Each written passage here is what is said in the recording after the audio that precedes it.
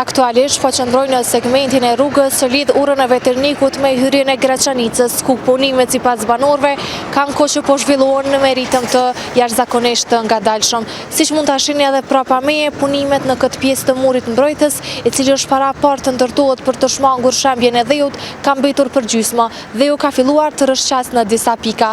Sipas banorëve, projekti ishte dashur të përfundojë një vit më parë, ku sipas banorëve, arsyet kryesore të zvarritjes është se punëtorët nuk po vinë me rregull, herë paraqiten në vend punishte, herë mungojnë me ditë të tëra. Banorët kërkojnë një qasje më serioze nga kompania e kontraktuar dhe që punimet të përfundojnë sa më parë.